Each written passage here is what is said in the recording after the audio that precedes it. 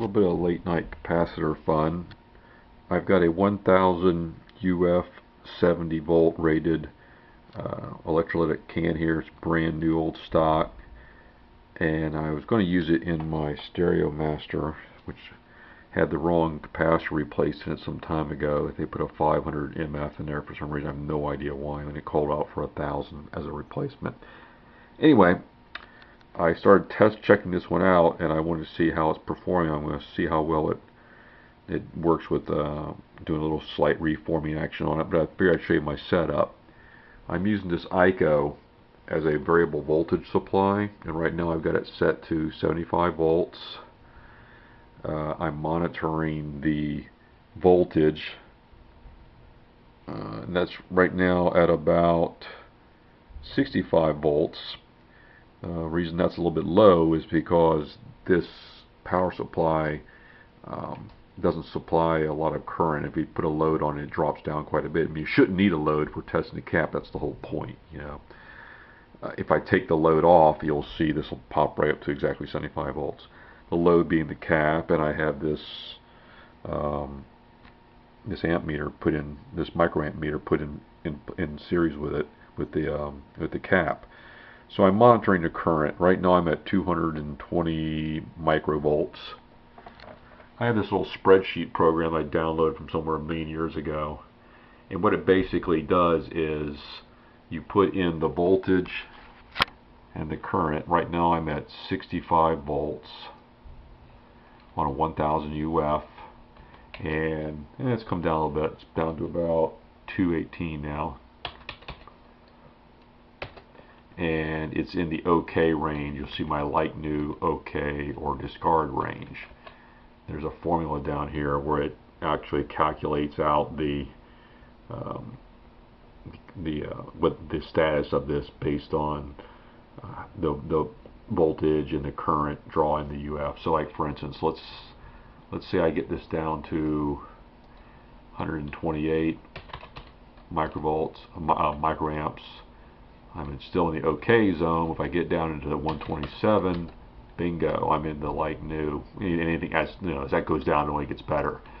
So I'd love to see this thing get down to about 127 microamps at 75 volts. And I'd feel a lot better about the whole deal. We'll see how it works out. It's still dropping, and obviously you're probably saying, well, Dave, why are you using an old can cap like that? I don't have a good answer for you there. Conventional wisdom says you don't do this, but I feel if this cap reforms well and seems to perform as it should, I'm not going to throw it away. I'm going to go ahead and use it. I suspect it'll probably outlast the set anyway, and I just hate waste. I mean, just bottom line. I like to conserve things, and I just can't take throwing stuff in the garbage. So we'll monitor this some more. But anyway, I'll get a close-up of this formula somewhere.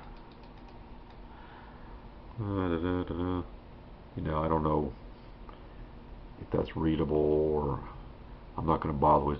Please don't ask me to try to send the formulas to you. I'm sure it can be found somewhere on the internet. I found it on the internet. I just wanted to show you what I do. This is my standard operation here.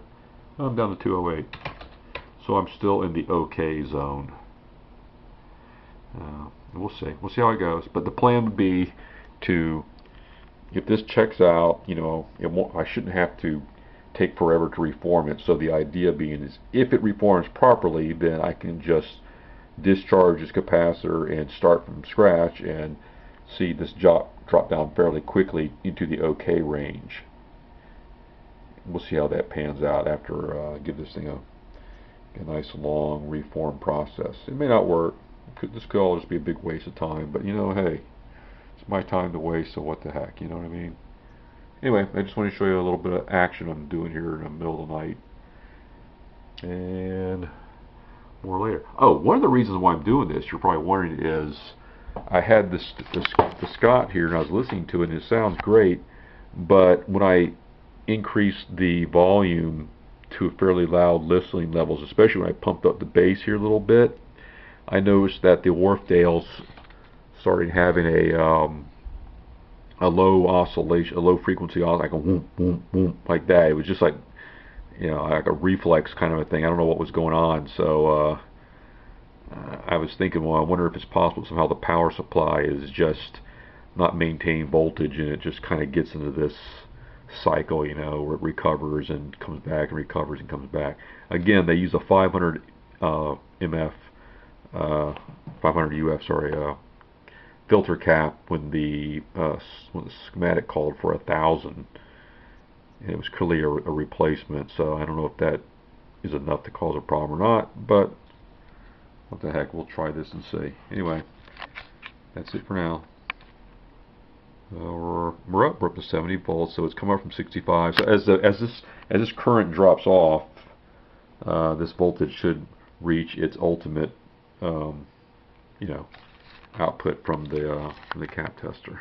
That's one reason why I like this. I don't really care for this cap tester for a lot of reasons. I won't go into detail. I just don't like the way the eye works with respect to checking for shorts. I prefer my heat kit C3. But what I do like about it is a nice variable voltage supply there. That's kind of neat. That's good to have. All right, that's it for now. Thanks for watching.